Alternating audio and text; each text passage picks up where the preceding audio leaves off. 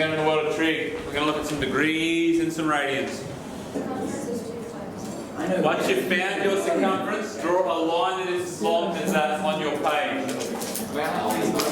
And now, step 4.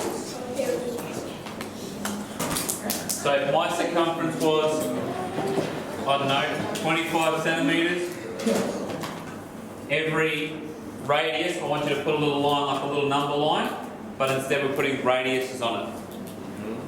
Okay? So every person in the room is marking a line, we get it recorded. Marking a mark. So did you get my calculator back? Yep, at each radius interval. I want to make a prediction. It's going to be bold. I want to make a prediction as you're doing this. If you've done your measurements correctly, you will get 6 and a bit marks on your page. 6 and a bit. So you're a genius, Captain. Oh, well. There will be 6 and a bit marks on your page. 6 and a bit marks on your circumference length, if I'm correct. How does that work?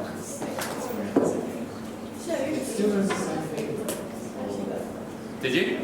6 and about, I don't know, 3, 6.3 maybe? Like, you got like a little bit left over? Because 6.28. 6.28, yeah, about that. So if I put 2 times pi times 1.5, it goes 3 pi. I'm supposed to use the calculator. Yeah. How did we go? Did anyone get anything different? Now I got you all to draw different size circles. How did I know that? Pi is special. How did I know that though? How did I know that it would be exactly that amount there?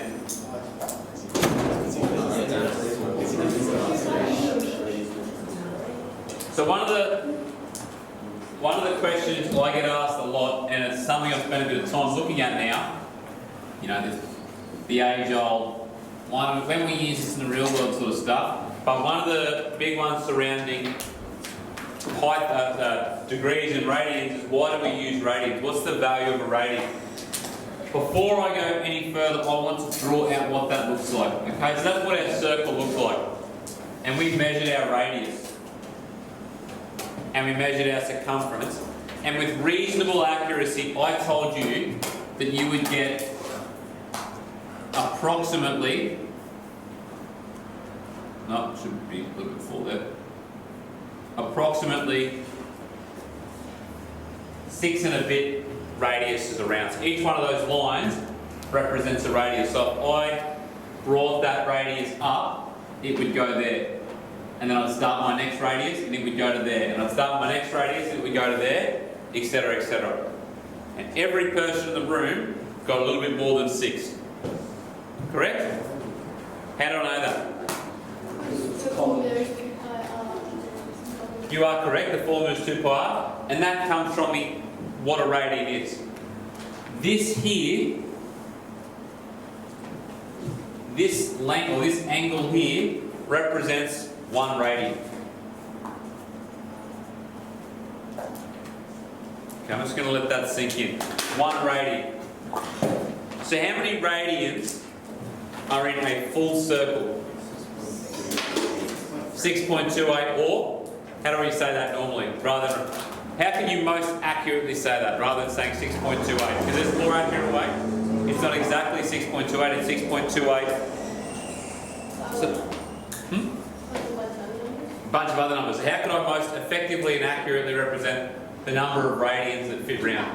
2 pi. So a full circle has 2 pi radians. If I do a full circle. So you now have everything you need to know to tell me how many degrees are in 1 radian. Because they're the same thing. It's like kilometres and metres, but with angles we deal with degrees and radians. So you know that a full circle has how many radians? 2 pi. How many degrees does a full circle have? So you tell me how many degrees in 1 radian?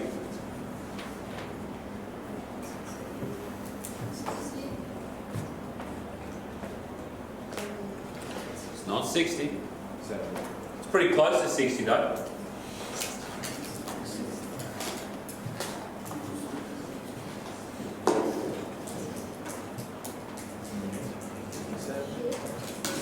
£57. How did you get that? So you said, well, there's 360 degrees in one circle, and there's 2 pi radians in one circle. So then you said there must be 360 divided by 2 pi degrees in one radian, which equals 57. What do you get? 57.3 degrees per radian. So tell me, how do I convert, because we're going to write a note in a second, really important note, one that we're going to come back to a fair bit. How do I convert A, degrees to radians, and B, radians to degrees?